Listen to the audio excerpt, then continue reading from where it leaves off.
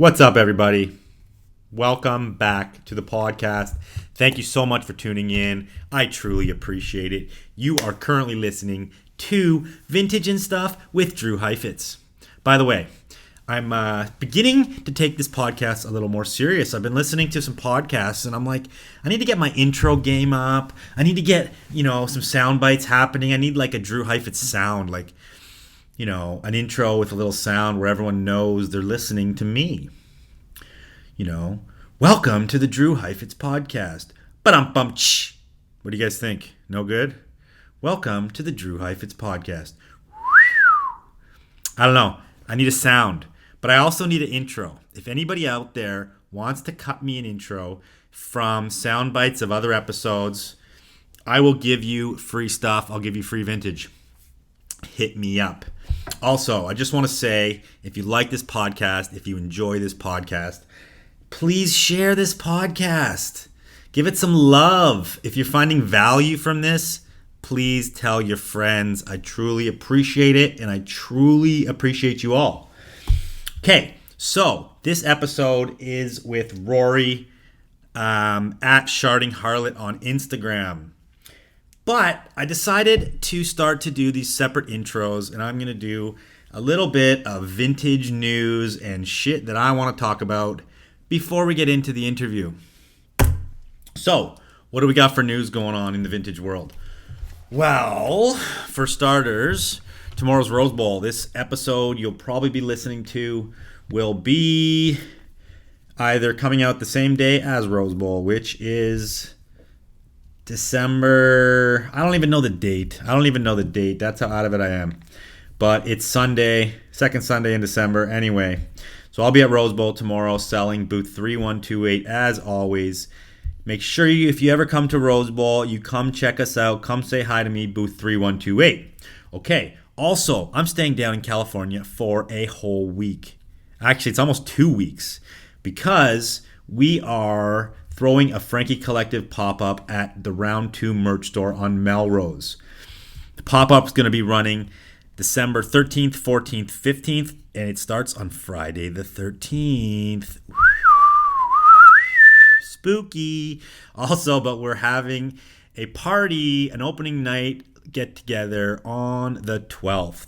So if you're in LA, you're hearing this podcast, you're in LA, you want to come to our event, first of all, pull up to the pop-up. It's going to be sick. We're dropping a new line, F1, our first proper cut and sew line with Frankie Collective.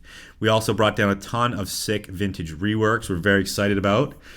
So please pull up. If you want to come to the party, hit me up and I will get you on the list and send you an invite. I want to see all your faces there. In other quick news, ThriftCon is the same weekend. ThriftCon in LA is December 15th, Sunday the 15th at the LA Convention Center. Go listen to the last episode that I recorded with Mars.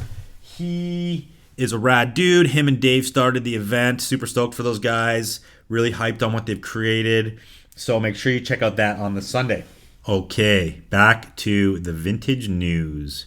So, first of all, if anybody out there has news, they want me to shout it out on the podcast, I am happy to do it, as long as it's relevant and as long as it's not whack.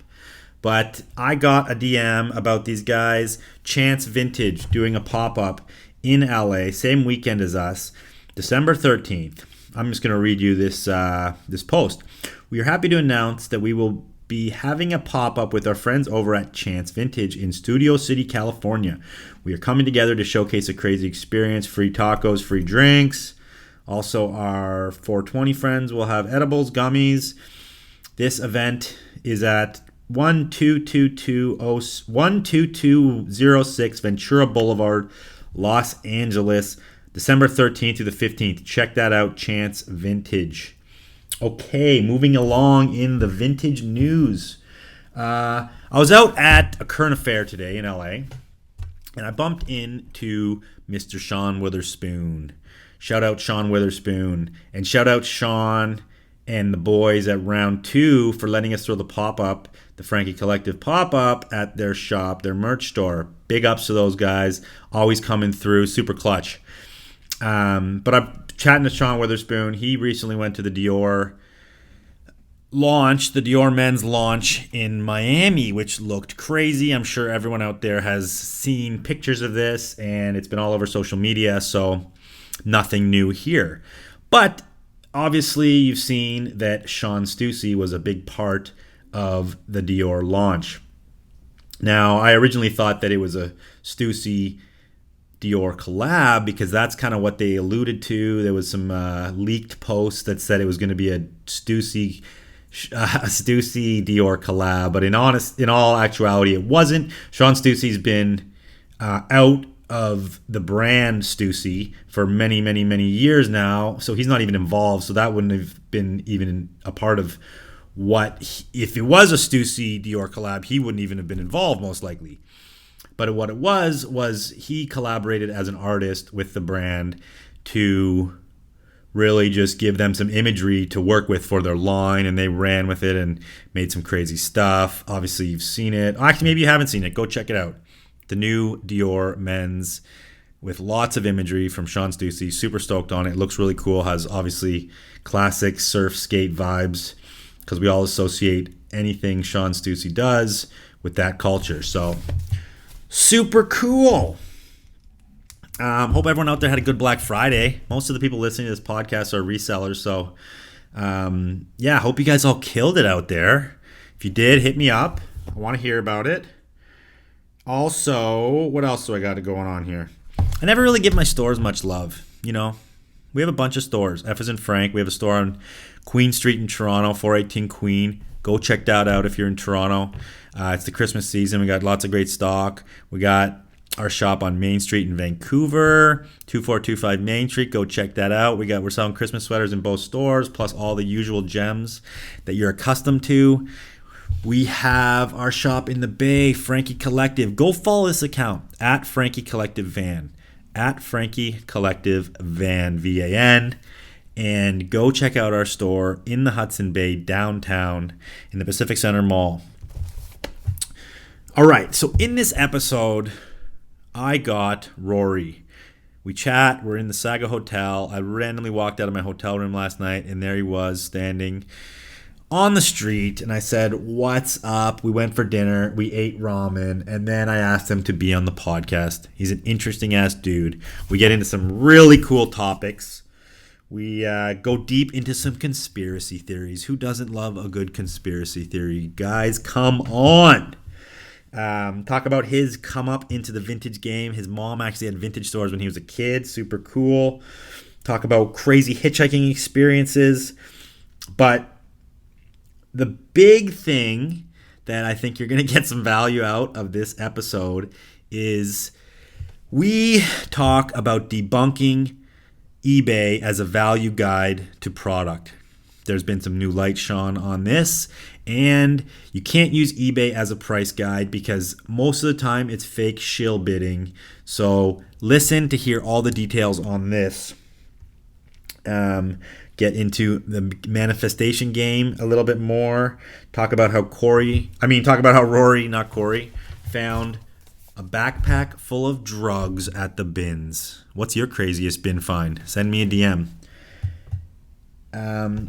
But about my challenges. We've busted out the challenges on a few episodes, and a few episodes we haven't. But I've been getting people sending me DMs, and they're stoked on the challenges.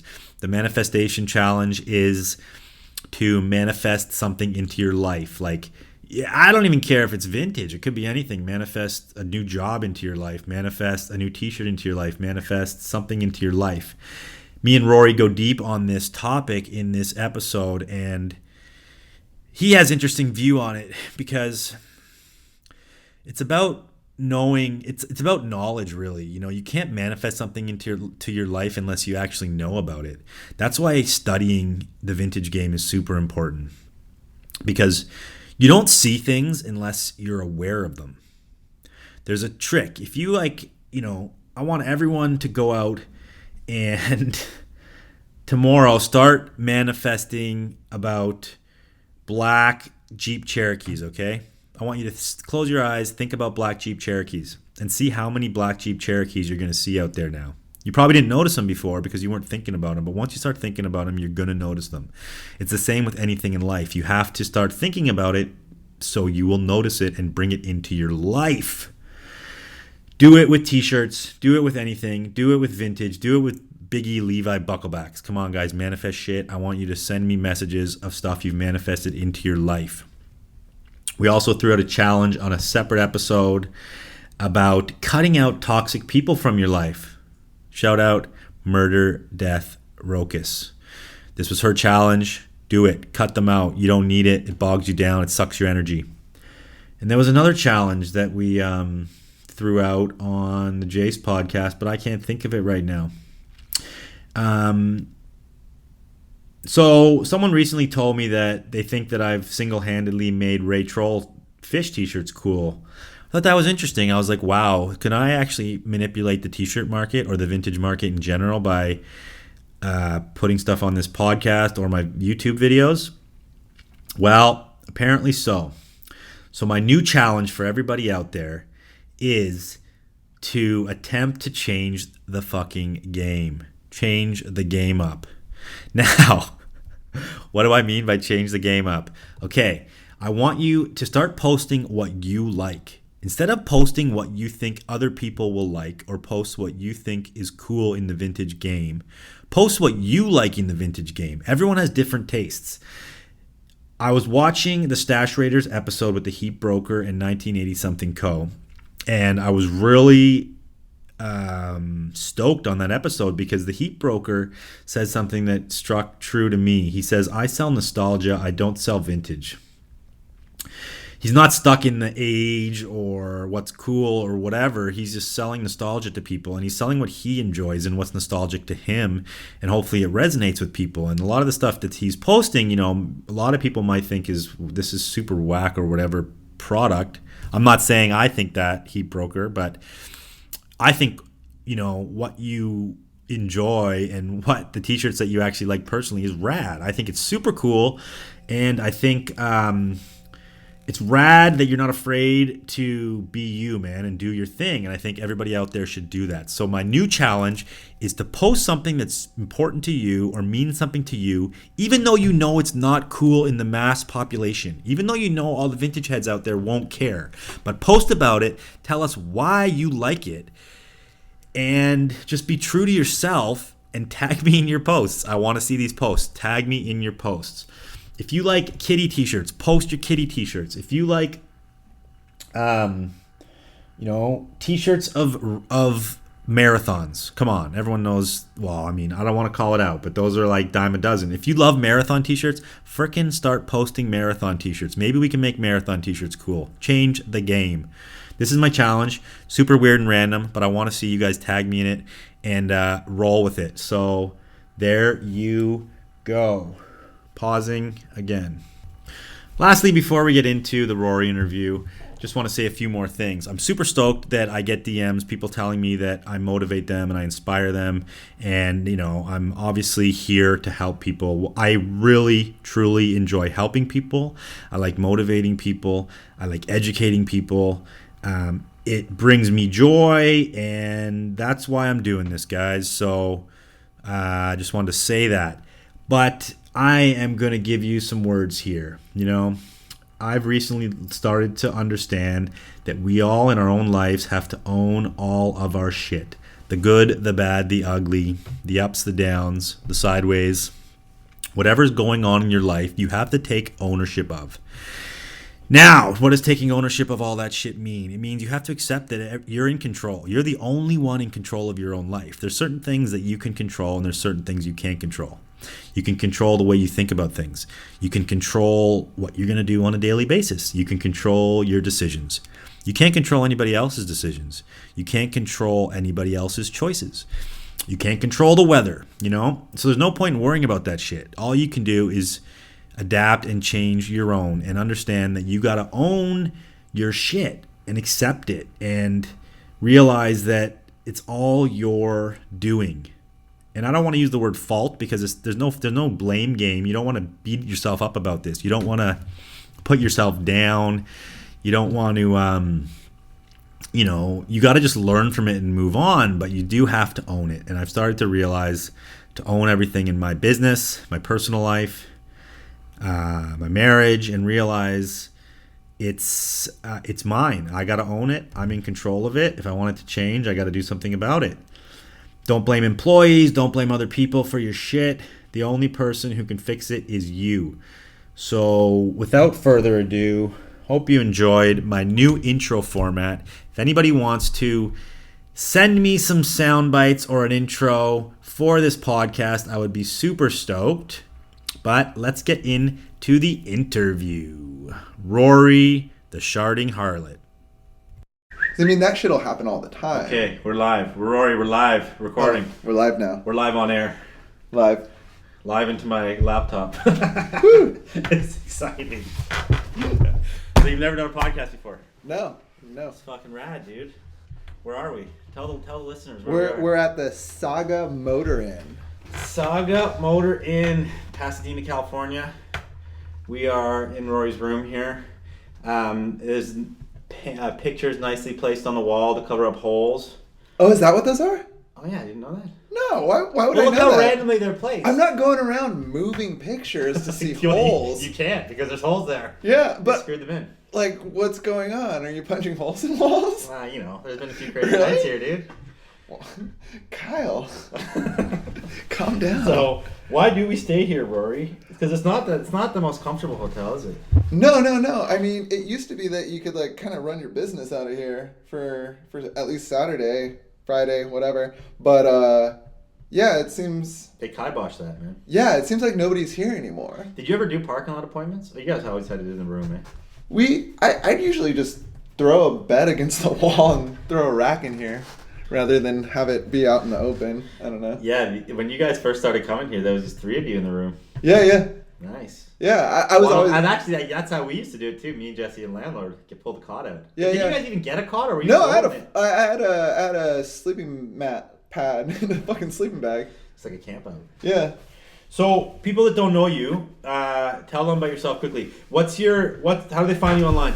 Oh, I'm a sharding harlot or Last Place Magic. What do you do, Rory? I buy and sell vintage clothing. You buy and sell vintage clothing. Yeah, weird. Oh, yeah. Weird. Old dead people's clothes. Hopefully. I mean, if they died doing something good, their clothes are probably cool. I mean, I don't know. Dead people don't necessarily have cool shit. It's true. Yeah, I know a lot of dead people that weren't too cool. Nope. So the reason, just before we got on this podcast here, we were talking conspiracy theories. Yeah. Let's get into conspiracy theories, man. Chemtrails.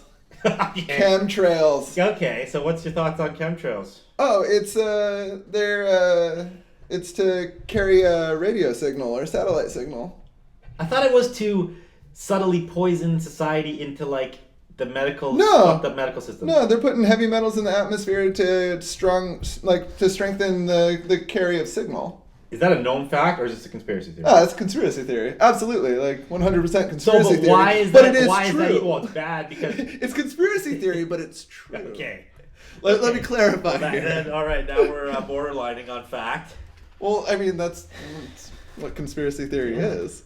You're never gonna know, man. Yeah, you'll never know. But if it was just to pump up radio signals for government, I'm assuming. Well, it's like they first started appearing in San Diego around in the 60s, but it was allegedly it's heavy metals being sprayed in the atmosphere, but it's from around San Diego up north, and I'm pretty sure it's like Camp Pendleton was doing experimental shit with that, because we always saw chemtrails when we lived at the back gate. So is the conspiracy that those obviously the heavy metals are poisoning everybody? Well, I mean, beyond just serving a purpose, I feel like they serve some sort of purpose with radio signal, because that's the only reason that you'd put heavy metal into the atmosphere, I feel like. Yeah, but wouldn't they have the technology nowadays just to have good enough radio signal? Well, that's the thing, is that currently it's still like, I mean, there's no reason for them to still do like stuff that has chemtrails, but it's still happening. So it's like, I mean, signal is still being carried through the air. Okay, next conspiracy theory. Did we land on the moon? Do you believe we landed eventually on the moon? we did. What? So when did we actually? And the original moon landing was fully faked. Oh yeah, fully. Fully. Nah, I have no idea. I could care less. Okay. Okay, but we were actually talking about Alexa. Oh, yeah, before Alexa. we started this podcast, and how Alexa listens to us all and is collecting data to turn into robots, AI in the future, Yeah. and destroy mankind. Well, not destroy mankind, but assist mankind in their own demise. Make our life easier so we can Kill ourselves. sit around doing nothing and have robots beckoning at all our needs. Yeah, well, I mean, currently we're getting used to talking to a robot. So on a regular basis, we We're kind have of talking to a robot right now. Yeah, but I mean, as you want something. So you want this robot to assist you. So you're telling it what to do. But you're also getting used to this. You're getting used to talking to something that's not a person and expecting results. It's so true. It's like, it's super weird even now.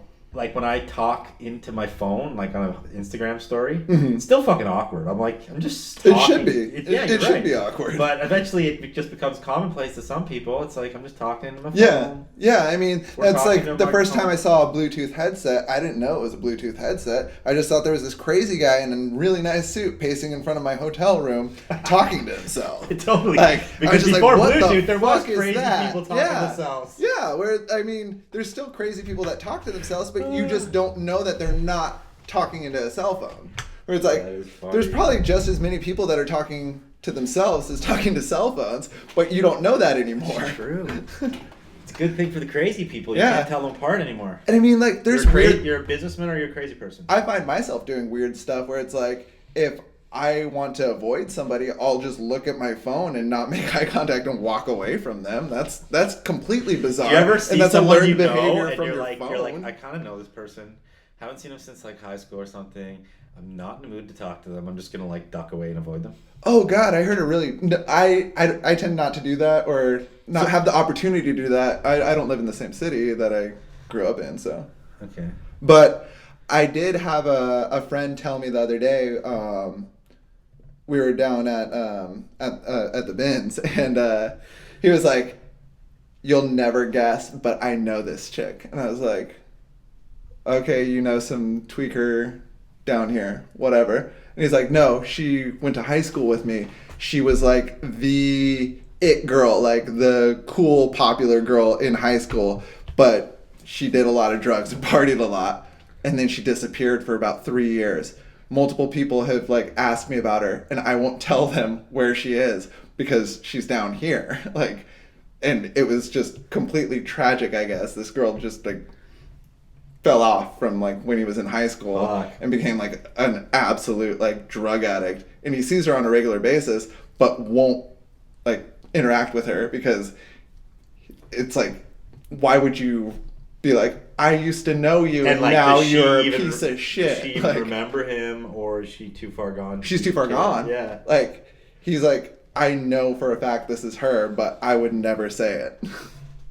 Crazy. That's like That's hard, absolutely- man. If I yeah. saw like someone who I went to high school with, like super down and out like that, I'd be like, I don't know. I've never been put in that situation really, but Yeah, no, I saw a friend on the side of the road once that it was like just sign flying by the freeway or whatever, like anything helps or whatever.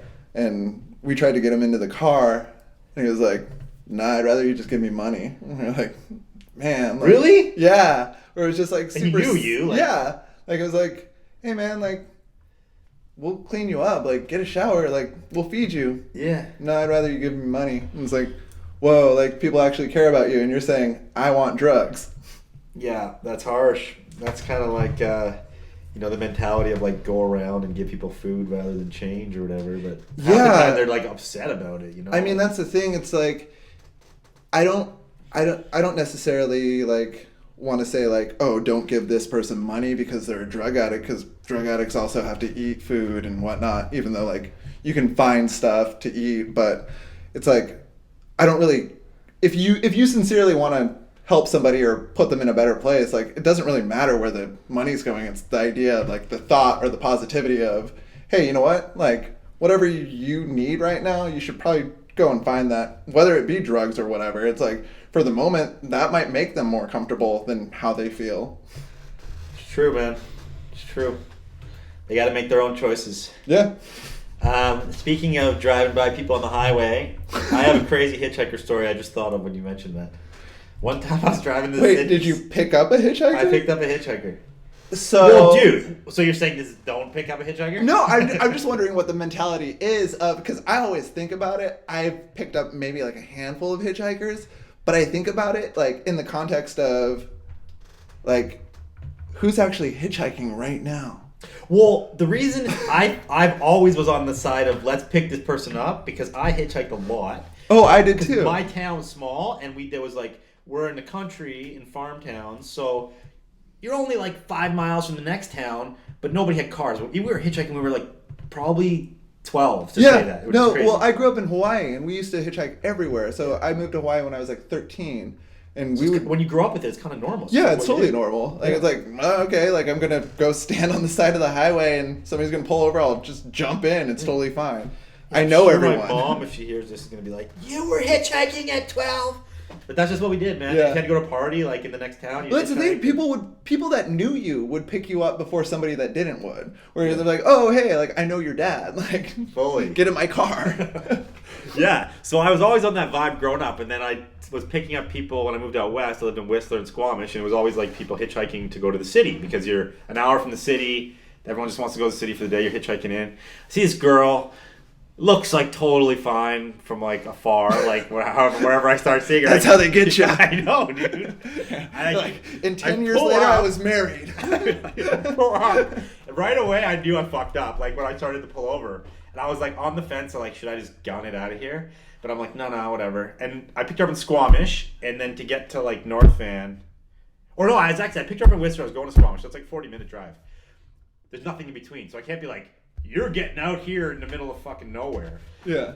So I pick her up. Anyway, she starts to proceed to talk about all this bullshit, how she's like needing cash and she wants to go to Burger King and like she needs money for a Whopper and like I'm trying to like, and I'm like, no, I don't have money for you. Like I'm already giving you the ride. Like, I'm not buying you a Whopper. What is your deal? Yeah.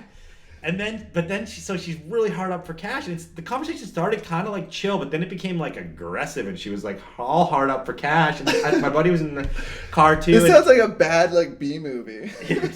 She starts like trying to sell me things out of her purse, dude. I swear. So she's like, this is so long ago, I forget what it was, but trying to sell me like knickknacks out of her purse.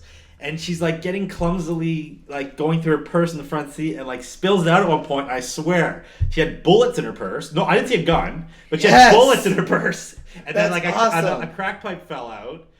And I'm just like, what did I get myself How'd you know it was into? a crack pipe? Well, it was a pipe, but it was like a pipe that I was not familiar with at the time. Yeah. So. And like, I don't know what that is, but I know I don't smoke. I think she even had weed too. I think she was trying to sell me weed, but I was like, no, I don't want to buy your stuff. And I was so happy to get to Burger King and drop her off, man. And then after that hitchhike, I was like, I'm good. I think I'll pass on picking up people from now on. It jaded me to hitchhikers from that point forward. Oh man. So let's talk about vintage for a bit after some conspiracies. Yeah, I was gonna comment on the purse dumping out and trying to sell you stuff. When my mom had in high school, my mom had a vintage clothing store. That's how I got into the business. But, wow, that's so cool. Yeah, so she had a vintage clothing store that in Hawaii? No. This was in San Diego. My dad lives in Hawaii. My mom lives in San Diego. But she had a vintage clothing store that was in Oceanside. It was in like kind of like the Backgate Marine area. I know Oceanside. Oceanside is just north of town. Yeah, it's north of Carlsbad. Yeah, okay. Yeah, so she had a vintage clothing store there, but it's like, back in the day it was like pretty, like now it's pretty nice, but it was pretty shitty. But all sorts of drug addicts would be around like trying to steal stuff and whatnot. But one time this woman was shopping in the store and she was trying to get a discount. She's like, oh, do you want some weed? Like, you give me a discount, I'll give you some weed. I was like, yeah, sure, no problem. She ended up unhooking her bra and having loose weed that was stuck to her tit. Wow. And like peeling off and handing it to me. I was like, no. Like, I'm not taking she's like, loose she's weed like, no, from this your is like, bra. this is friggin' Northern Lights, man. This is good weed. I was like, and you're like, no, nah, good. I'm good. I don't want weed that's stuck Sweaty to your boob weed. Yeah, it was great. So she didn't get a discount in the end. No. I was like, nah. I'm good on the discount for the. So that's I didn't even know that, dude. I've known you for a bit, and I didn't even know that your mom had a store. Maybe you told me that before, but that's crazy. Yeah. So Oceanside was kind of like it's like a surfy town, eh? Yeah, I mean it's kind of like surf, meth, like Backgate Marine town. When her store first opened, it was like we were sandwiched in between, like, God, what was that place called? Inner World. There was Inner World right down the street. What is Inner World? It's a head shop, and there was like a bong store.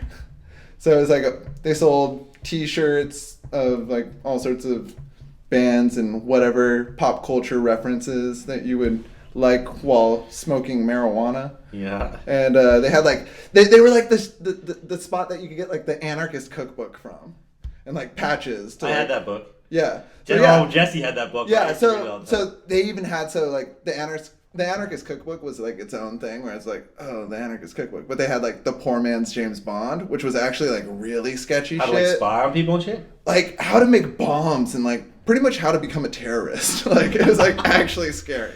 Like it was like. Isn't it funny though? As like a 15-year-old kid, you're like, oh, I want to get this book. I want to be like a secret agent or some shit. But like, you never ever actually do anything out of it unless you're kind of. Oh crazy. no, like yeah, that all of it was terrifying. But the Anarchist cookbook, didn't it have like?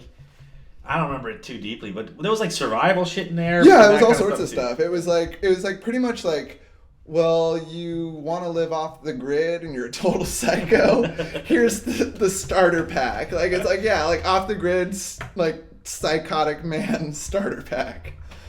Oh, I gotta find one of those, man. You brought back some memories. Yeah, it's like yeah. So like, as a teenager, you would go to like the inner world, and you'd be able to buy like Ninja Stars and like Zippo lighters and whatnot. So there was like the head shop, bong store, Inner World, and then there was. Me and Jesse had a ninja phase, so we had the Ninja Stars. Yeah, no, I think everybody had there was a period in time where ninjas didn't exist.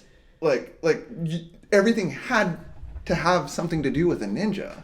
Like, there wasn't a video game that existed that didn't have a ninja in it for like 3 years. But also, you know, this might be a little bit before your time. I'm only 3 years older than you. I'm 39. You're 36.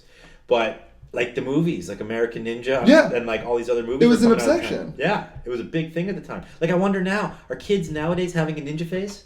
No, because they're having like Lego phases or like I don't know, like whatever bullshit thing kids are into. I have a 10-year-old daughter, but I'm like, yeah, whatever garbage kids like. Well, you just solved Christmas, dude. I'm getting ninja outfits and fucking throwing stars. Yeah, and nunchucks. Fucking nunchucks. Gotta get the nunchucks. Hell yes, Christmas presents done. Yeah, I want a Bali song. I want a butterfly knife. Oh yeah, I remember those were available back then too. Yeah, and like those are the kind of thing though. Your parents were like, Ninja Star's okay if you throw them only at the trees. Yeah, but like, that's like when I don't know if you had the same experience as me, but trading, like you trade with neighborhood kids. Yeah, where it's like there was always the kid that had insane shit because it's like his parents actually didn't care about him. Like they just like bought him like paintball guns and like weird pocket knives and shit. Like we had like comic cards. Like me and my friends had like trading cards, like non-sports trading cards. Yeah. And it's like if you had enough of those things, or like prism cards, or like holograms, or whatever the fuck it was, you could trade like 10 of those things for I remember a pocket knife or whatever. Yeah. Like it was like holograms were. And you remember switchblades? I remember switchblades being cool as hell, and like they were illegal though. But yeah, they're like actually dangerous. Backdoor them at certain like ghetto, like more like underground stores. No, I remember when I was like 15 or 16, there was because the switchblade that like popped out from the side was allowed. No, that's the Italian. And then the one that goes an Italian stiletto, if you will. Okay, you know your shit, man. No, the other one, OTF, out the front. OTF. Yeah, there's this racist guy named Dalton that makes insane switchblades. It's like the one that they used in the Batman movie that like the Joker uses or something. Like he actually designed that one, but he makes like the most insane switchblades. But he's a total racist or something, and like, but his switchblades show up on eBay every now and again. The code word is OTF, I guess. He's like a knife artisan. Yeah, like he like makes them in his garage or whatever, and like has like some agenda. Like he only makes fighting knives. Crazy. Yeah, it's insane. So let's hear more about the vintage store then. Oh yeah, sorry, off topic. We went on a little tangent there. Yeah, so my mom had a vintage clothing store in Oceanside. That's how I got into this. She started it when you were already alive? Yeah, so she started it when me and my sister, I guess I was probably like around 11 or 12. My sister was 12 or 13. My sister had just come back from living with my dad in Hawaii, and I was just about to go, unannounced to me, live with my dad in Hawaii. So we kind of like flip-flopped. But when my sister came back, my mom was tired of just working for other people and decided to open her own shop. It was called Dick, Jane, and Spike. Nice. Yeah. So how did she get stuff back then? What was her hustle? So we always, like, I mean, we grew up going to thrift stores, going to estate sales. Like, I pretty much thought it was bullshit. So you're 15, so this is around late 90s. Yeah, like mid-90s, yeah. Mid to late 90s, I guess, is when it was really became a focus. My mom was working at, like, some store in the mall. Like, she when I was growing up, she worked at Macy's in the mall, and I remember her like complaining about like people stealing polo shit. It was really funny. Really? Yeah. Like it was a big deal. Like back in the day, like in like the early 90s, like people would just rack shit tons of polo. Polo's so fire from back then and so collectible now. Well, the thing is that there was not only the idea of them racking everything, but they would destroy whatever was left in the store so that other people wouldn't cop it. Like, I'm going to rock this, but I don't want anybody else rocking it. So it's like they would either steal something or buy something and then like either tag or slash whatever was left in the store so nobody else could buy it. And they did it in like mini mobs, so it was like, you're not going to get us all. Yeah, and so it was like you could be like the one dude in your hood rocking this thing that nobody else was rocking. That's crazy, man. I've heard stories in New York. I didn't know it was that big even out here. Yeah, and I mean, like, back then, like, the stuff was expensive and it was limited, too. So it was like, when, like, hats were released, it's like, certain stores would only get, like, 2 or 3 hats. And, like, if one got stolen or all of them got stolen or one got stolen, the rest got destroyed, it was like, okay, well, that's even less of these fucking things. Yeah, that's wild, man. I remember we probably shopped at the Polo Outlet, I guess around that same time, like 97. No, it was a bit later. No, probably like 94, 95. There used to be an outlet town where we'd go skiing, and we used to go hit up the outlets in Vermont. But, I'd never seen shit like that. I'd never seen a store get racked, man. That'd be crazy. She would talk about it all the time, because it's like she worked at Macy's, I think it was. And it was like, we would, like, me and my sister were, like, kind of mall rats. We'd just hang out at the mall while, like, my mom was at work and stuff. But, like, we'd always, like, go through the back, like, where the security was, and they always had fucking kids back there that looked pretty hood. Oh, wild. Like, not to stereotype or anything, but it was like, oh, yeah, like, these are people that shoplift hanging out back here with the security guards.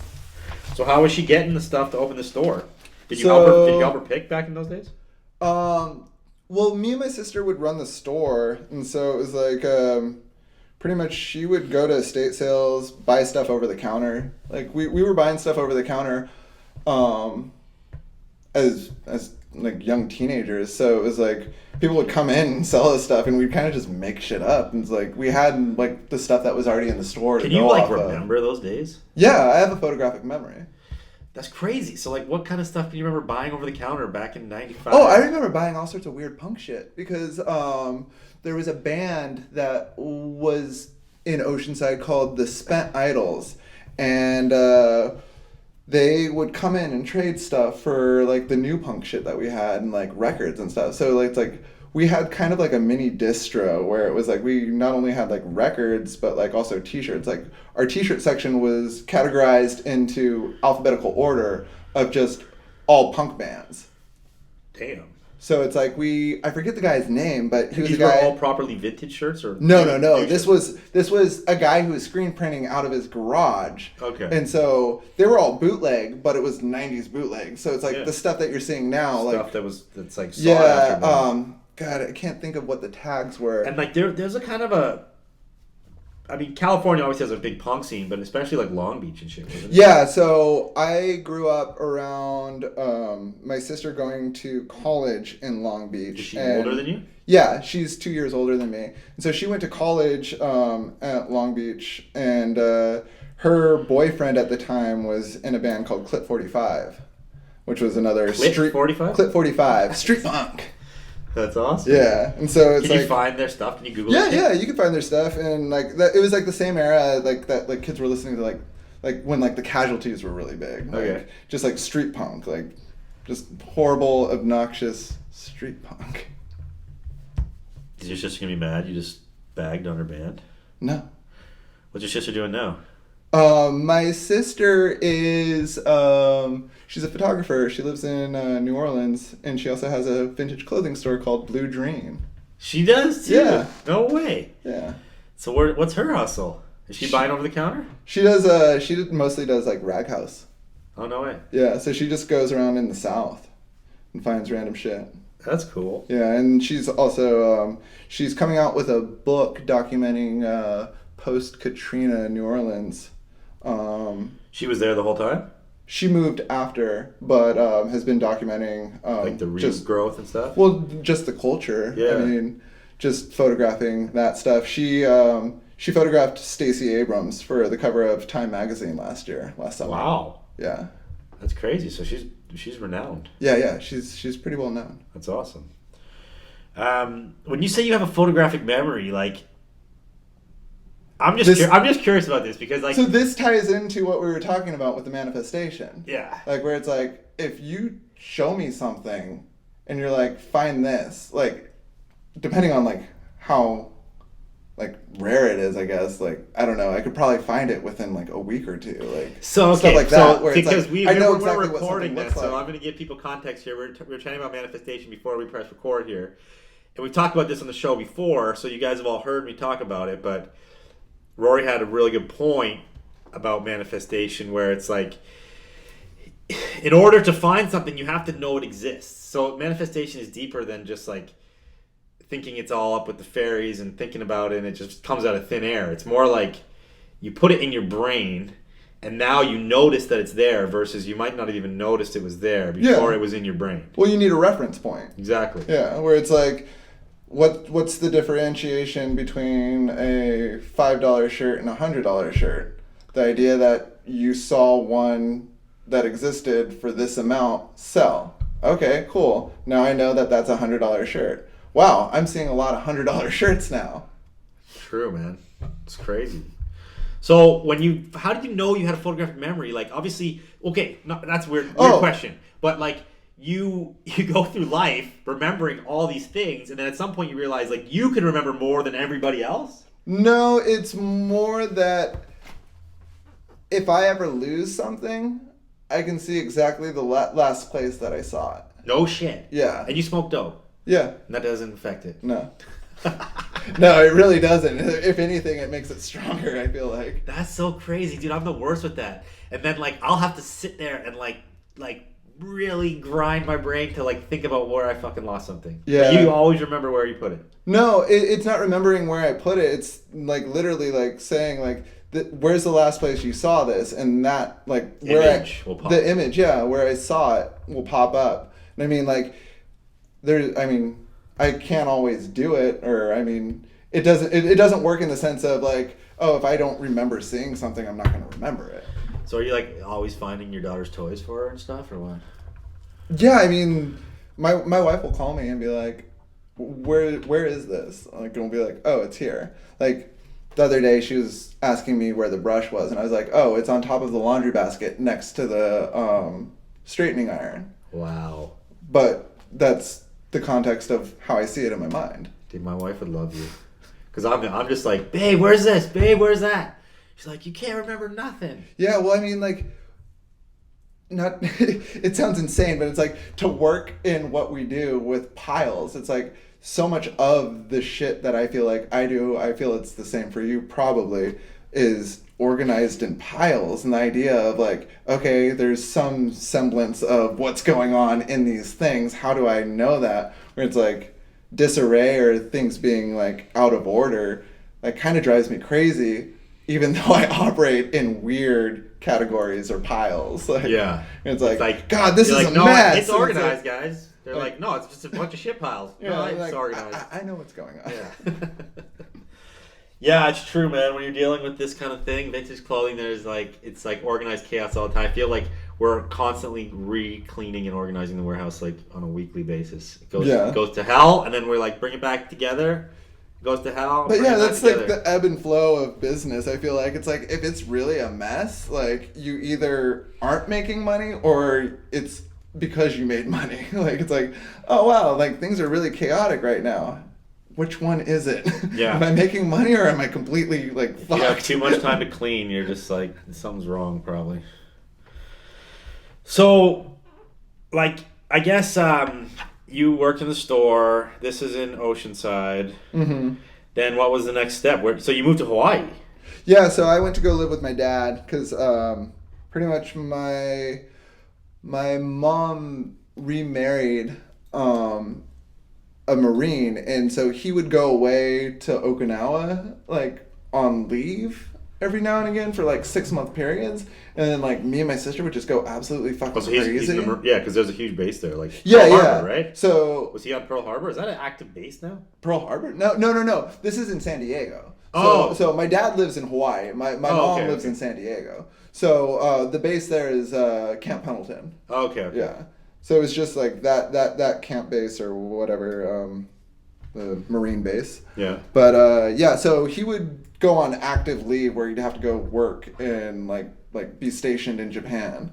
So he would leave and be gone for 6 months. But because we couldn't do anything while he was around, like he was like just really strict stepdad guy, like figured, trying to tell his wife's kids what to do or whatever. So it's like we couldn't really do anything while he was around, but whenever he'd leave, both me and my sister would go nuts and like just be absolutely fucking crazy.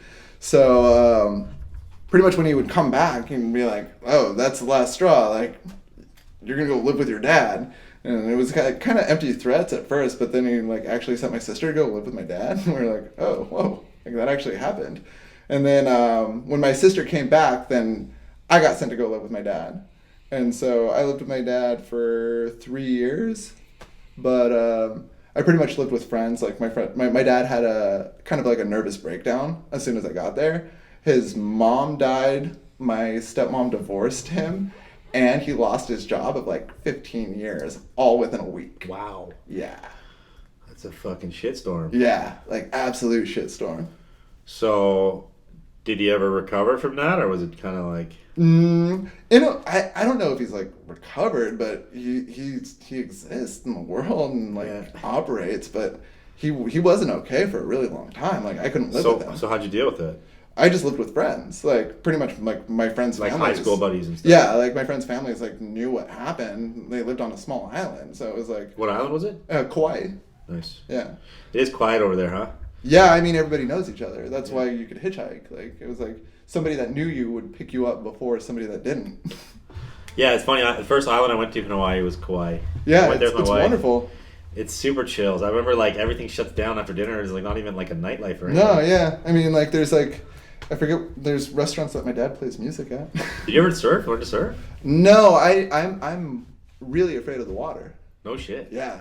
Like a fear of like what's beneath kind of thing, or like a fear. Kind of, but just like just an irrational fear of water. So you have this irrational fear of water, but you let your 10-year-old daughter kayak to an island in the Puget Sound. Yeah, she can do whatever she wants. I'm not going to restrict her. That's good. Yeah, good no, parenting. that's the thing. It's like you're not irrationally scared of her going on water. No. I'm terrified of horses, and she loves horses. She'll like walk up to a horse and try and ride it. You terrified of horses? What else are you terrified of? You got a big list? No. I mean, those are two things that like my fear of water is somewhat irrational because I just it makes me nervous. I don't know what it is. Did you ever have an experience that triggered it, or can you remember anything? No, always been scared. It's just the openness of water. Did you swim when you were a kid? Yeah, like I'll go in water and I'll swim, but it's like I have the same feeling when the horizon, when you can see, like when you can just see the horizon, flat land, it just makes me uneasy. It is. It's almost like you're trapped. Like there's no way Yeah. out. Like when it's too much of the same thing. It's like, oh wow, you can Have you ever literally seen see the to movie the Open end. Water? Oh no, I wouldn't want to. That's freaky, man. Yeah, that whole cool. concept is scary. And I'm a surfer, man. I'm out there for Yeah. hours sometimes. And I've surfed in spots where I'm literally by myself and you're paddling out like half a mile. It's fucking Yeah, scary. no, I mean I've paddled around and stuff, and I've been out in the water. It just makes me uneasy. I don't feel comfortable. Or it's like I'm not afraid of dying or something happening. It's just like I really don't like the way my body feels right now. Yeah. So how'd you end up in Seattle? Because that's where you're at now. Oh, my ex-wife had family up there, so we moved up there. I thought I was gonna just try and figure out something else, but I ended up finding the bins. So did you have many jobs in your life before you were settled into vintage? No. I mean, I worked for my mom, and then I worked at a store called TUK in San Diego, which was it was like they sold creepers, the stacked shoes. Yeah, stacked. And you soled. still rock the creepers, do you not? No, I would. No, I saw you with stacked shoes the other day. Or are they different? They're not creepers. They might be different. I don't know. Huh. I don't know what those are. Okay. I don't even know what I own. Like what was I wearing? Yeah, so I worked at TUK. Yeah, but that's not all they sold. It's just No, they were like one of the original importers of those. Tread Air UK, and they also sold Grip Fast boots. what are those? Like They're like Doc Martens. They're like a more not to say militant, but like an angrier Doc Marten. I feel like. Yeah. Like they had like screws in the soles of them. Oh wow. Yeah. So you found the bins, which is all the rage these days. It was the rage back then. Like that was like. What year are we talking? So that was 2010. Yeah, 2010. I moved to Seattle. Okay. And so like I think Macklemore was not too far after that. Like the thrift store. Yeah, that was the bin. I remember when that dropped, man. How many people hit me up? They're like, "This song reminded me of you." Yeah, this song reminded me of my you. sister was like, "Oh my god, have you seen this thing?" And it was like a day or two later, and like I had already seen that it like garnered like 1 million views within like 3 hours or something. And I was like, "Yeah, old news." It's like, yeah, I know about that. So Macklemore shit. Macklemore's a Seattle boy, dude. So fuck, that bins must be popping. Everyone was like, Well, no, that You was the don't find thing me, is like- that it fucked up the spot. Like, "Yeah, I bet." where it was like you, not to talk shit, but like it was like, okay, you have this setting that is so. What you have to understand is how undesirable the bins actually are in Seattle. Because I mean, there's a methadone clinic 3 blocks away, and you can buy anything under the sun within that 3-block radius. It's like a bizarre shitstorm triangle. Like, 'cause it's like pretty much there's a reason that bad shit happens in bad areas continuously. And it's like trace energy. Like, because something bad happened here once, bad shit will continue to happen here for whatever reason. It's like that uneasy feeling you get in certain parts of town where you're like, man, I don't like this. And it's like, oh, because people get robbed here. Okay. Yeah, you can just feel it. energy breeds more energy, man. Yeah. That's why, like let's talk about that for a second, because that's a good concept to fucking put out there into the world. Yeah. It's like, well, not the bad part of it, but like... Well, energy pools. Yeah, so if you have negative thoughts, it creates more negative thoughts. Yeah. If you change your thoughts to positive thoughts, it creates more positive thoughts. And creating positive thoughts creates positive outlooks. And just like manifesting, it's like if you can't see it positive, it will never be positive, or vice versa. PMA. You see it negative, yeah. It's that mental attitude. But yeah, energy fucking pools. So that area is pretty fucked, huh? Yeah, so that area is totally fucked. But now you have these people showing up that are like, oh, Macklemore shot a video here. I'm going to go shopping, popping tags. Oh, so he Wow." actually shot that video in the bins you pick at? Yeah. Oh, no shit. Yeah, the part where he's running across the couches? Yeah. Yeah, that's like the side where they like used No to keep furniture. kidding. I thought you meant Yeah. No, No, metaphorically like, it fucked up no, the spot. No, I'm not like, oh, he fucked up like The game. yeah, like it's like, oh, Macklemore made a music video, now I can't make a living. Like, no, it was just You like literally went to the bins one day and they're like, we're closed for a Macklemore video. well, I don't remember it actually happening. I remember people talking about it, like, oh, like this guy came in, he was shooting a music video. Did you blah, actually blah. ever hear of him before that video? maybe I want to say maybe, but probably not. Like, I don't know why I would give a fuck. Like, I just moved to Seattle, so it's like. And have you ever bumped into him in town? No, I've heard of him being in like certain locations where like other people were, and like people yelling stuff at him, but never anything real or concrete. I feel like I've heard stories of like Sean like confronting him or like calling him names or something, but like nothing. Sean or Sean? Yeah, but I don't know. We're not talking about Weatherspoon. I don't know what the truth of that is or anything about that. Well, I could definitely see if it happened that there would be names. Yes, accosting Macklemore. I think it had something to do with yelling at him about his haircut or something. Oh yeah, I think he called it a Mackadoodle or something. Fucking Mackadoodle. Yes, that's so epic. So I want to know about the bins in those days compared to the bins now, and like what your take is on the evolution of being a 10-year veteran in the bins. That's it's weird. It's definitely like nothing that you'd want to be like, oh, I did this for 10 years. Like, what the fuck do I have to show for? God.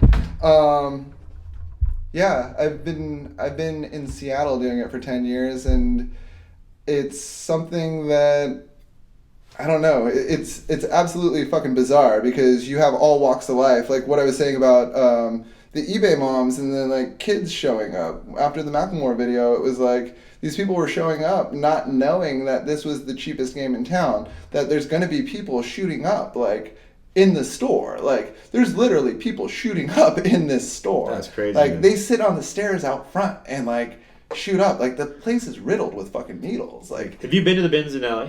Yeah. So your comparison to LA bins is like a lot. Oh no, harder. Like I mean, like you get pretty much if you don't.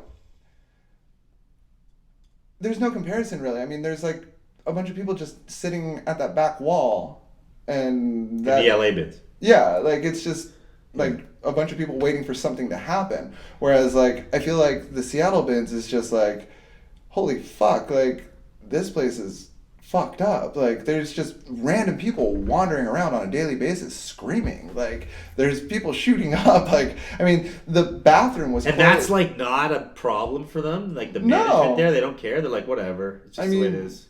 That's the way it is. I mean they're not doing anything about it. And the people there are hanging out, wandering around are probably just like, well, it's dry in here. I might as well hang out. Yeah. Weird. Yeah, I mean it's like I said, it's the 3-block radius of this methadone clinic, and you can buy anything under the sun there. Like, so there's people walking around trying to sell stuff inside the bins. Like, there's been numerous occasions where people have been like, hey, like, do you buy weird stuff? Like, what kind of stuff do you buy? And I'm like, what are you getting at? And they'll try and sell me guns, where it's like, no, I don't want to buy a gun, especially if you have no idea where it came from. Like, I don't know if this person found this gun outside and brought it into the bins to try and sell it as, I found it in here. It has a serial number that killed somebody. Yeah, there's all sorts of weird shit. I mean, like, it's just a bizarre... Why would you want to buy a gun in the first place? It's a bizarre thing. Yeah. So, can you get into some of your better finds at the bins? What's the one find that stands out to you? Like the best find of all time in Seattle bins. Best find of all time Seattle bins. Let's go 2 categories. Let's go like the most money you've ever gotten or the most valuable piece you found, and then your favorite just like personal. Favorite personal? Backpack full of drugs. Shut up. Yeah, but I mean just because it was insane. What kind of drugs? Everything. What kind of backpack? It was just a regular backpack, but it had this box stuck in the bottom of it. Like you're talking like ecstasies and weed and fucking speed and pills and anything you could imagine. And did you actually like, give it a second life, or were you like? No. This is the thing about it is that like I had no idea what any of the stuff actually was. It just looked sketchy as fuck. There was like bags, a scale, like all sorts of substances, like anything you could think of, kind of like. I'm visualizing like a guy running from the cops. Yeah, pulls up to a donation bin. I mean, that's exactly rips his backpack off, throws it, and keeps running. Because like it had to have been exactly that, because it was fucking bizarre. It was like this plastic box was wedged in the very bottom of this backpack, and you couldn't get it out without prying it with like. Oh, like it fit just perfectly tight in the like bag. it was like kind of like hidden discreetly in the bottom of this bag. Wow. This lady was like, oh, there's something stuck down here. Like, see what it is. And I opened it up and it just reeked of weed. And I was like, whoa, like, all right. And then I saw that it was weed and everything else. And I was like, oh, that's sketchy as fuck. But there's also $230 cash in there. Woo! Yeah. Well, that's a good score. That pays for like your week of the bins, probably. So what about valuable? What's the most valuable piece? Most valuable piece. For the life of me, like, I really can't think of anything that's that like crazy. Like, what about denim? Like, what's your best piece of denim? Best denim you found? Best denim? Oh, I found a Type 1 jacket on top of a trash can in San Francisco. In the bins? Or No, just outside? Outside of the Goodwill. Shut the fuck up. Yeah, me and my sister was living in San Francisco, and I was visiting her, and she worked at a vintage clothing store called Static, and think we were eating dinner down the street after she got off work, and I had noticed that they just put out a bunch of purses at the Goodwill. There were all those like lucite box purses from the 50s. They're like plastic boxes, whatever. But so I was like, oh, they put out all these purses, and we're looking out the window because they were closed. And I turned around, and there's this jacket on top of the trash can. I was like, holy shit, this thing's awesome. She's like, what the fuck are you doing? Like, leave that there. And I was like, no, this thing's awesome. This is fucking crazy. Yeah. And she was like, no, that's disgusting. It was in the trash. And I was like, it's not in the trash. It's on top of the trash. And she was like, no, like, leave that there. Don't bring it home. And so she made me leave it in the hallway. This is your sister that also has a vintage store? Yeah. She didn't know what it was? No, she was just like, that's gross, because it's like, that's trash. Like, why would you grab a jacket out of the garbage? But yeah, so she went to work the next day. Like, she made me leave it in the hallway, but I went and grabbed it out of the hallway of her apartment building after she like went to bed or whatever. But she went to work the next day and was like, hey, you know that jacket you found? They have one on the wall. Like, Brian and Moto want to see it. I think I sold it to him for like maybe like $1,000. I don't know. Nice. But I was young. Like, yeah. I think I was like 18 or 19. That's fucking epic. And did you know it was a Type 1 at the time? Or did you Yeah. I was like, this thing's sick. It was weird because it was a Type 1 jacket that it was a really light wash. Like, it was like totally like just worn. It had a hole in the elbow, and it was patched with a mushroom patch. Oh, sick. Yeah. So total like hate Ashbury. Yeah, vibes. just totally bizarre. Like, it was like. For people listening don't know what Type 1 jacket is, it's like the first single pocket Levi's trucker style jacket. Buckle back. Buckle back. Did it have the buckle? No. Cut. Of course. Yep. Typical. Okay, we're going to play a game. You ready for a game? I'm always ready for a game. Okay. This game is called, I'm going to throw you a vintage T-shirt, and you have to like give me like your first thoughts off the top of your head. Okay. Normally I was doing like a word association. I love this game. You like this game? I haven't even seen anything, and I love this. Okay. This game is fucking sweet. So, first vintage T-shirt coming your way. You gotta tell people what it is. Bone Thugs and Harmony.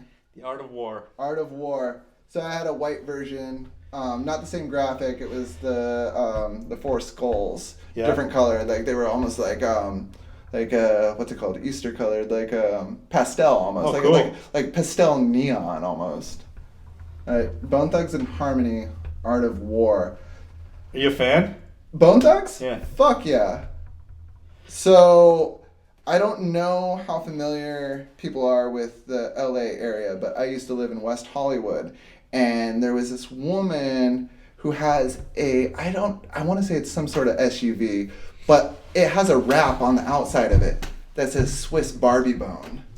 And allegedly, she's the woman that screams on their tracks, like all crazy. Sick. Yeah, but like I was obsessed with her for a really long time because her car. Did you actually know her? Just No. I never saw her. I just saw her car, and I was like, Swiss Barbie Bone, like what the fuck? And then I saw her, and she's fucking amazing looking.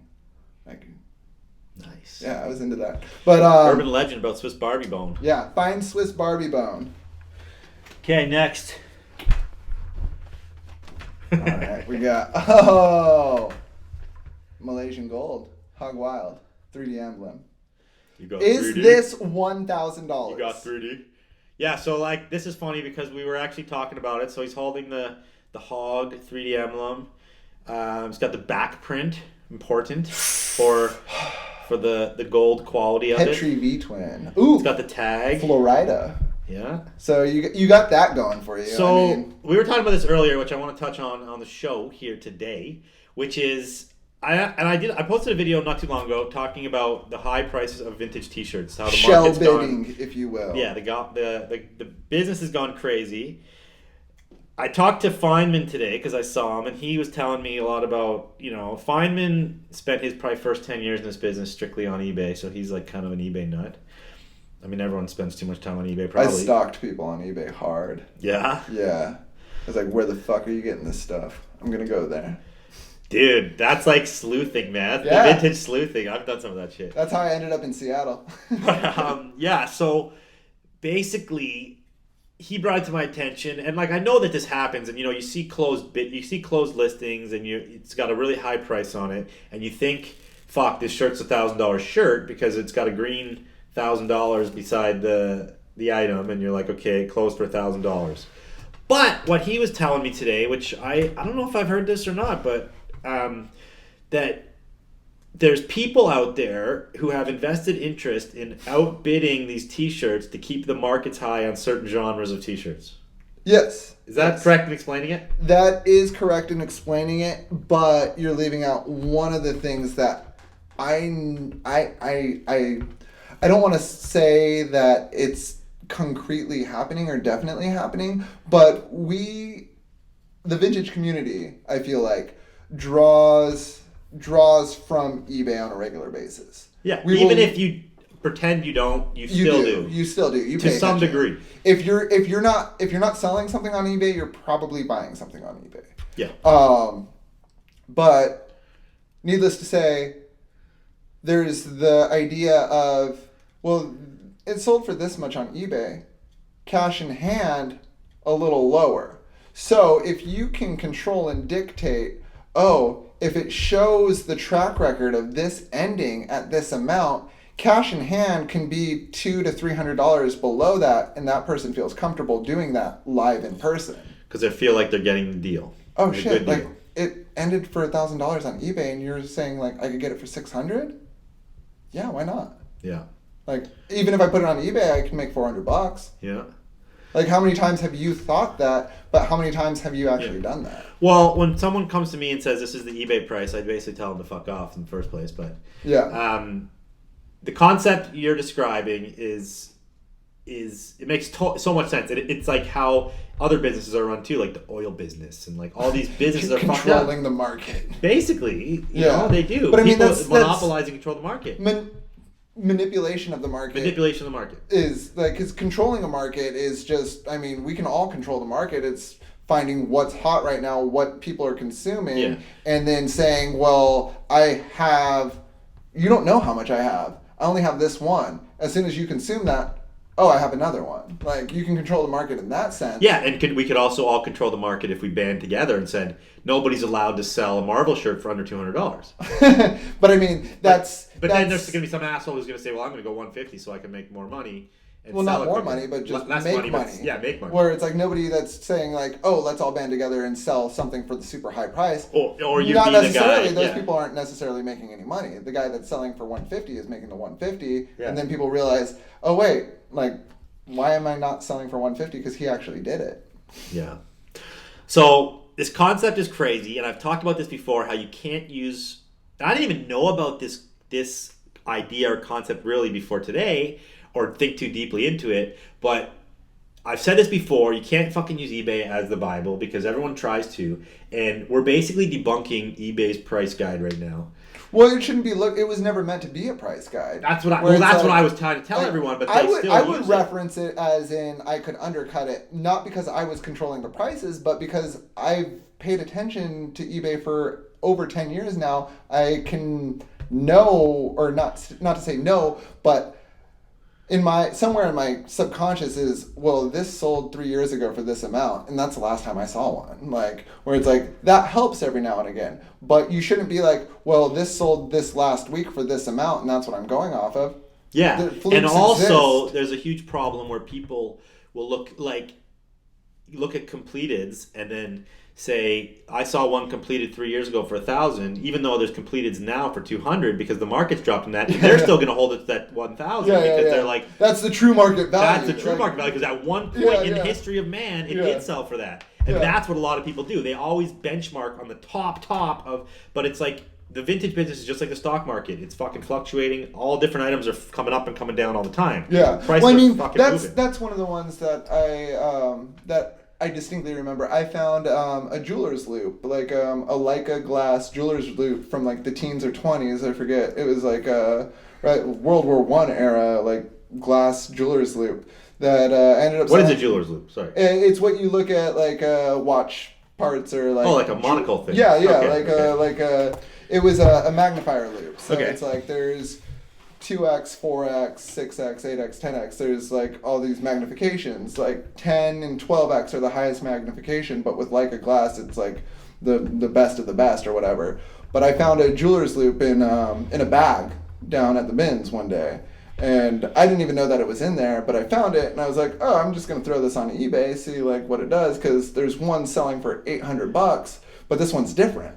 So I threw it up as an auction and started it like relatively low, but I got this guy offering me money for it early on within 20 minutes of me listing it, and I was like, no, I'm going to let the auction go, and then his offers doubled quickly, and it became $2,200, and I was like, all right, like I'll sell this thing.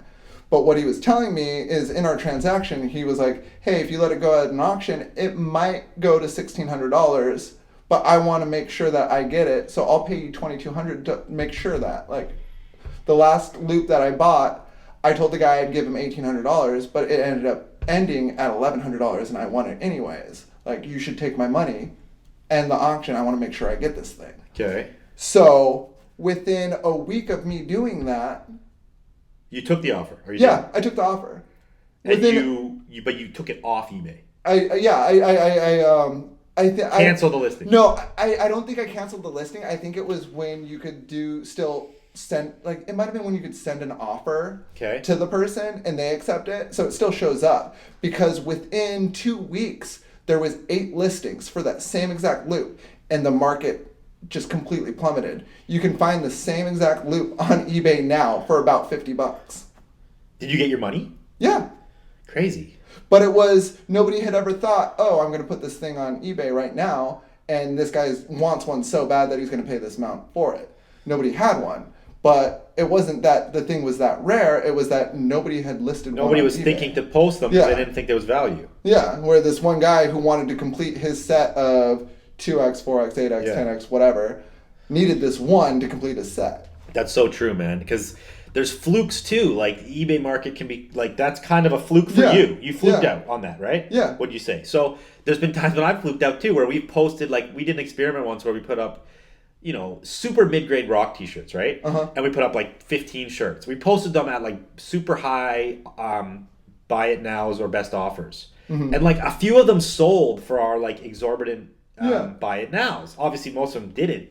But it was like, you know, you're fluking that you put something that one person that's like that needed $5,000 Star Trek shirt. Like, the guy meant to put like 500 or something. Someone sold a $5,000 Star Trek. It was something stupid, like where it was like somebody put like buy it now or best offer on like a Star Trek shirt, and then it ended up getting an offer of like $2,000, and like it was like, wait, the person was like, I didn't want that much money. Like it was like, but I'll take it. Yeah, I accidentally put in the wrong number. That's fucking funny.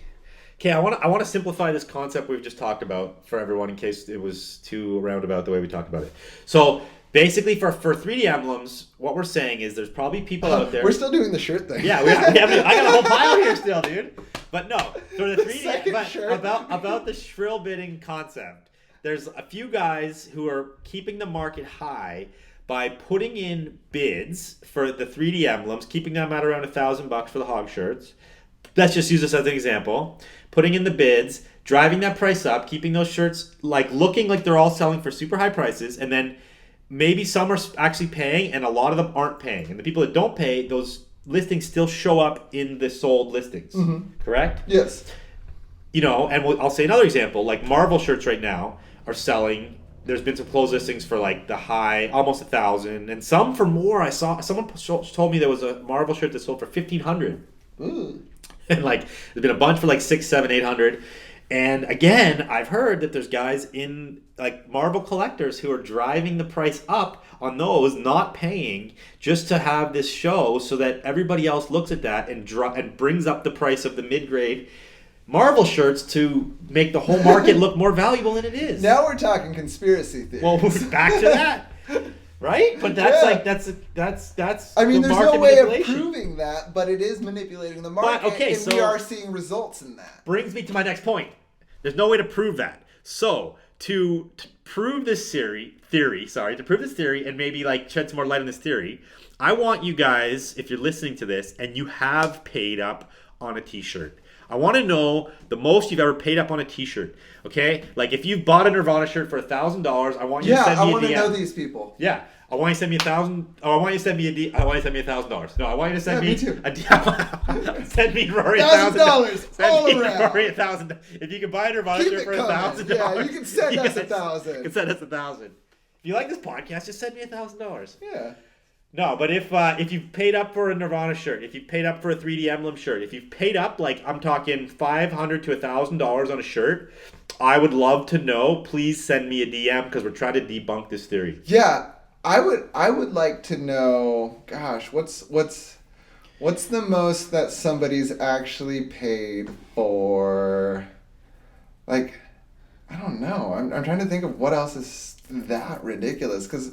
In my eyes, there's nothing more ridiculous than a $1,000 Nirvana. Like, okay, well, I see fucking heart. I swear, when I search closed listings, I see heart-shaped box tees out the ass. So there's got to be somebody listening to this podcast that's bought a heart-shaped box tee. I want to know what you paid. That's the thing. It's like I see pictures of people that have like 5 of them, and I'm like, they're not rare, dude. They're not rare. Why? But why? Why is it the idea that like? Rather than photographing a pile of money, I'm just photographing my heart-shaped box shirts. Like, it's like, yo, like, let me photograph this pile of money real quick. Like, is that what that is? Like, is that like stunting? Like, is that like? Yes, it is, dude. Is that like cell phone stack to your ear? And you're like, yo, what up? That should be the new trend. I'm on my Nirvana shirt. Your folded up shirt as the phone stack. Yeah. Oh, like 6 heart-shaped box shirts next to your ear like a phone. Dude, that is really stunting, buddy. That's really stunting. Yeah. I think we started the trend there. Shirt stacks. Oh, okay. All right. So I like that. I like that topic, man. I hope we get some DMs, and I hope we get $1,000 each. Okay. So the hog shirt made me think of Malaysian gold. Malaysian gold. Okay, next shirt. We're next up. Shirt. All right. We have a skier, but it's like kind of like Bizarro Cocaine Mad Max. He's like ripping like a sweet little air in the pow. Yeah, but it looks so good. It feels post Armageddon. And it's kind of a puffy print, right? A little bit, sort of thick print anyway. Yeah, it's like apocalyptic. So these T-shirts, by the way, are just like ones that I had sitting in the hotel room. Did you try ripping this? Because it looks like it might. No, but that's faded. That ain't true. Yeah. The dry rot always looks shiny. Yeah, you're right. Yeah, I don't know. It just. You ever ski? I did. I went skiing as a youth. I went to Lake Tahoe with my family and skied. My stepmom was a flight attendant, and so she had like ski buddies or something in Tahoe. And my sister was photographed for an ad for, I think, is Breckenridge in Tahoe? I don't know. Breckenridge is Colorado. Okay, She was photographed for some ski resort Tahoe. somewhere. Yeah, I don't know. The guy that lived in Tahoe was a ski photographer or some shit. Sweet. Yeah. But yeah, I skied once and I ran into Peekaboo Street. No shit. Yeah. I actually ran into her. What? Yeah. Peekaboo Street. I know that, refresh my memory. Who is she? Yeah, she's a Olympic I'm pretty sure she's like a gold medalist. Oh damn. Yeah. So how did you even know it's her? Because everybody was like, Peekaboo Street, bah! And then I skied into her. You're like, you broke my leg. Yeah, you ruined my career. Yeah. Yo, so that's actually funny. It brings me to a topic. I did break someone's leg once. Like, why? Because I fucking smashed into them.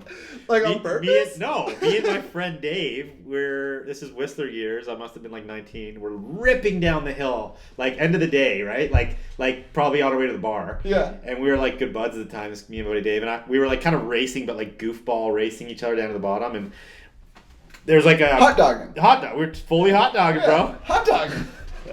Aspen Extreme, and we were ripping around this corner, this blind corner. I looked back to see like how far ahead of Dave I was, and then right as I turned to look forward, there's a skier just stopped around this blind corner. Not like it's his fault; it was totally my fucking fault. Yeah. And I fucking just plowed him, dude. Like I took him out. Like I'm talking real bad. I waited till the ski patrol came. You broke a man's leg. Yeah, dude. I waited till the ski patrol came. I was super nice about it, but I actually was lucky because there's like weird like rules on the hill. Like if you do that, you could like get sued or lift pads taken away. And I was speeding in the but you're Canadian, zone. so it's okay. Like they're like, no problem, eh? Yeah. No problem, eh? Everyone's nice. They're just like, yeah, say sorry. You're good to go. You're good to go, sir. Pat on the back, and I think he'll heal. Yeah, this guy was like, really? You gotta. He was an Asian dude, and he was probably just on a vacation. This is in Whistler, and like he was off to the hospital, man. I don't know how bad it was. I know he was injured. I'm pretty sure I broke his leg because I smashed him. He was standing sideways. Was he coherent when? Yeah, like, he was, laughed? But like he couldn't get up and stuff. Like, could he be like, hey, you, fuck you, like? No, I would have. He barely spoke English, dude. Yeah, I would find the words. I'd figure it out. Well, now that I think about it, he was like yelling at me in another language. Was he? I don't remember. It was so long ago. You're like, I don't care. Okay, this is the next T-shirt on the pile. This time, you have to just say the one single word that pops in your mind when you before you talk about the T-shirt. Okay.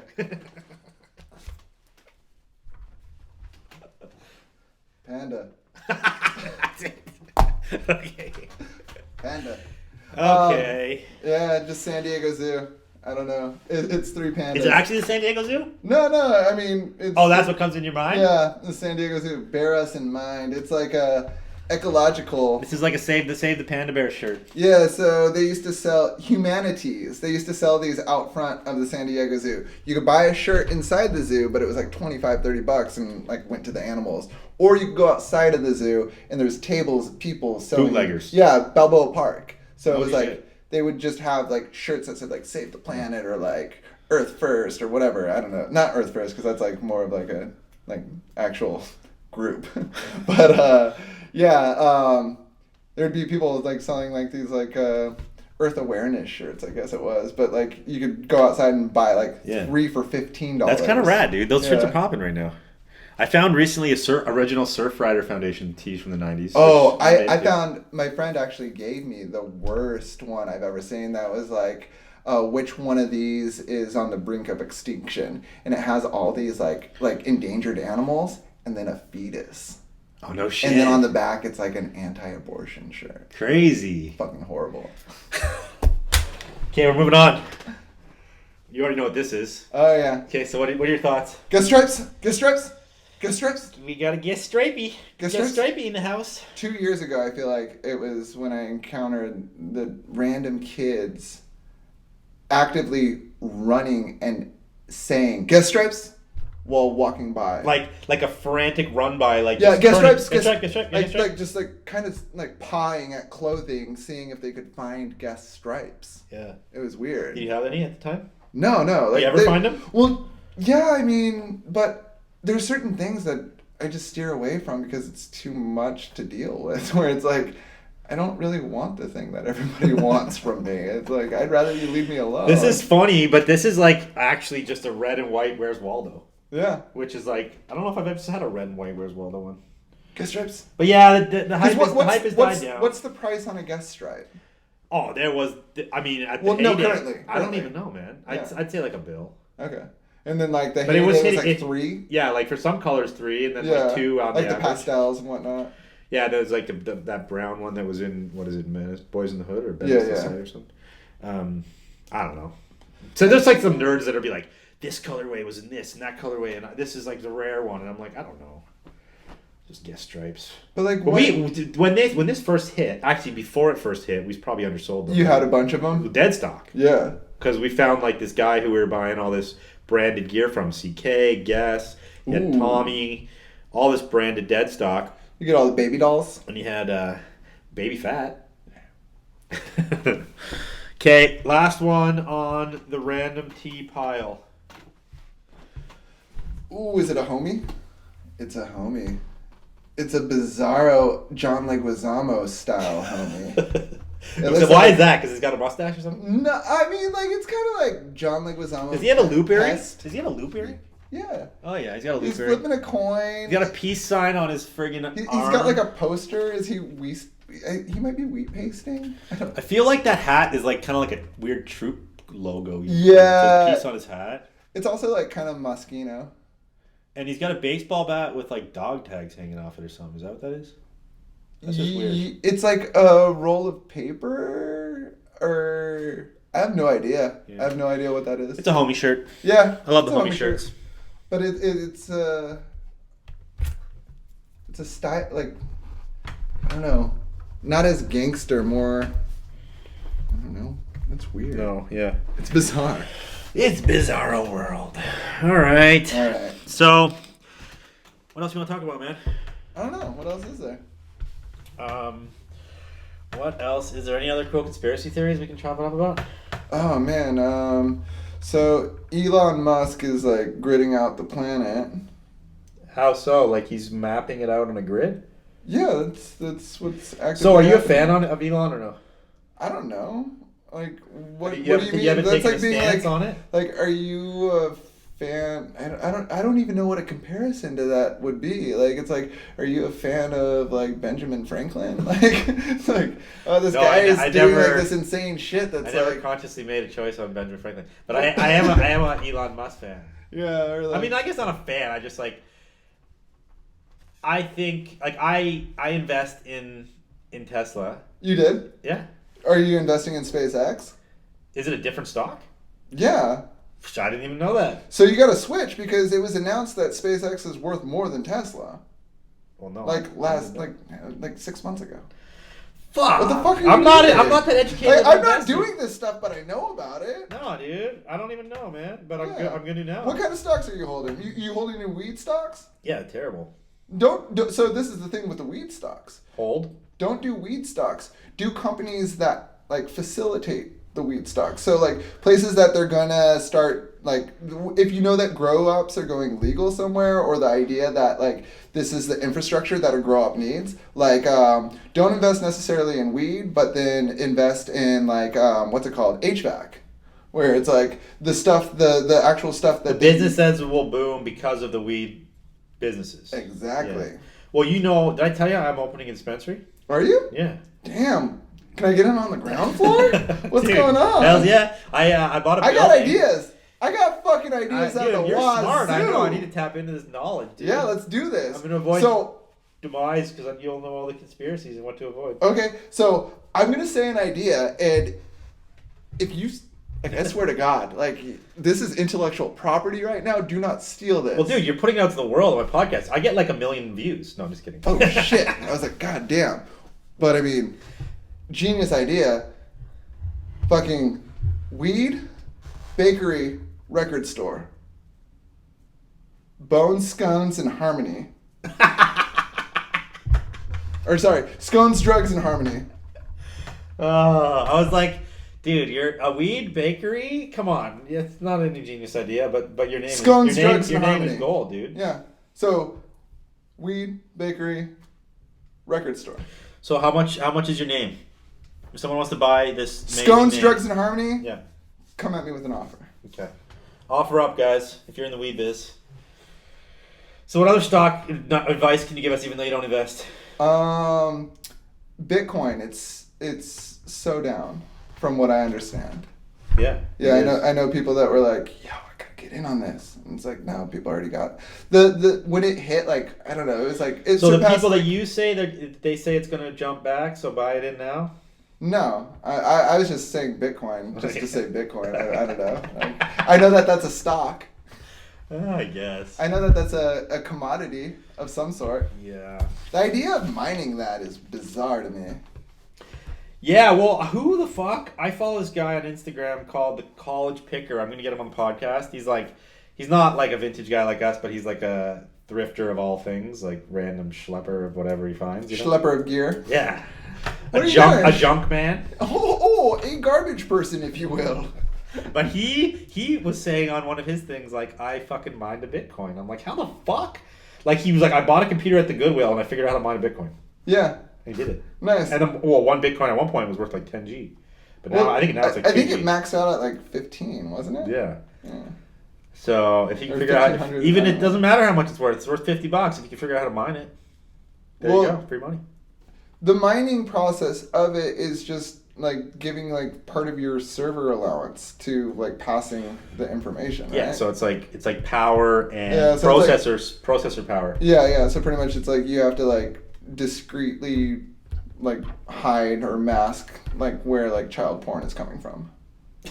Like that's like pretty much it. Like it's like you don't know what's happening back here, but it's happening. It's like, oh, cool. So if you want to mine Bitcoin, you're really playing with the dark web. And yeah, you really are. You might get a battering ram at your door one day. Yeah.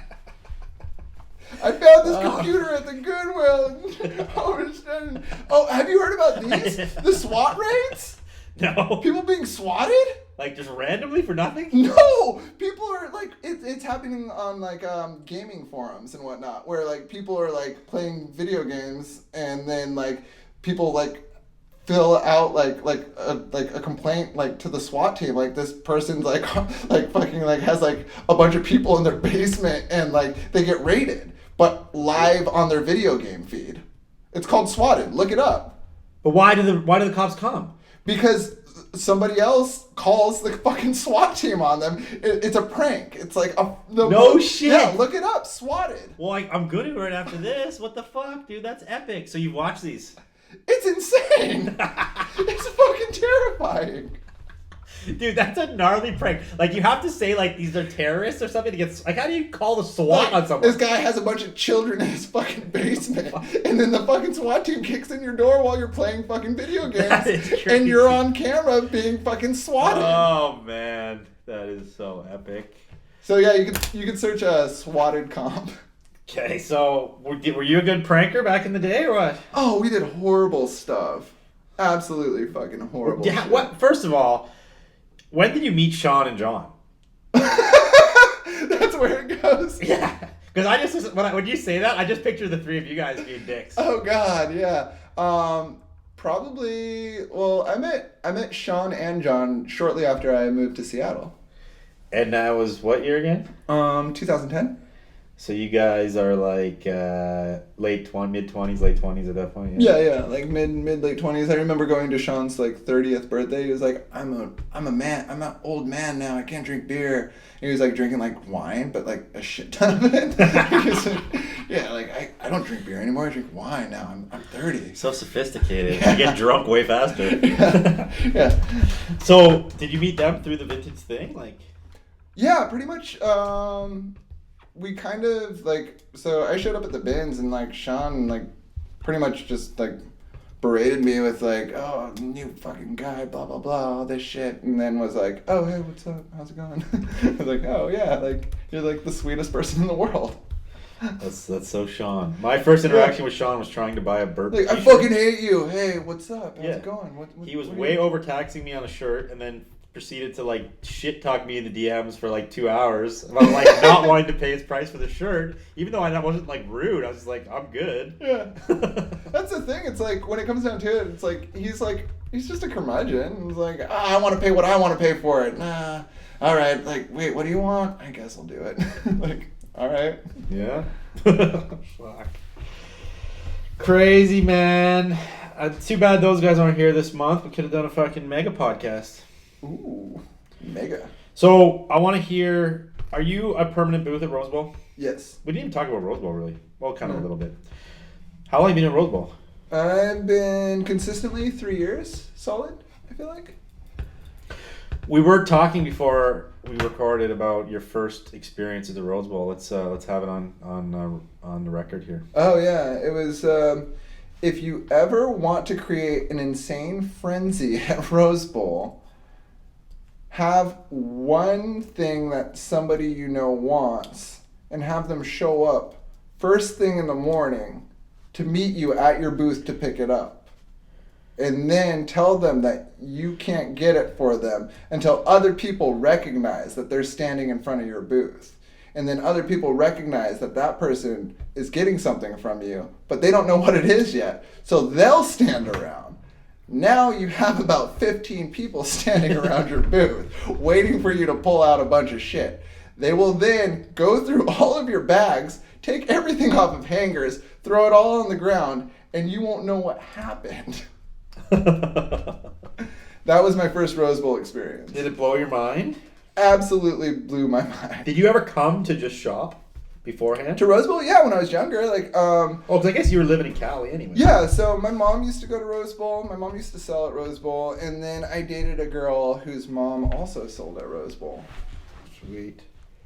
You ever seen Celebrity? Her mom still sells at Rose Bowl, you ever actually. Seen, oh, no way. Yeah. I saw her maybe a couple months ago. Selling clothes? No, all sorts of stuff.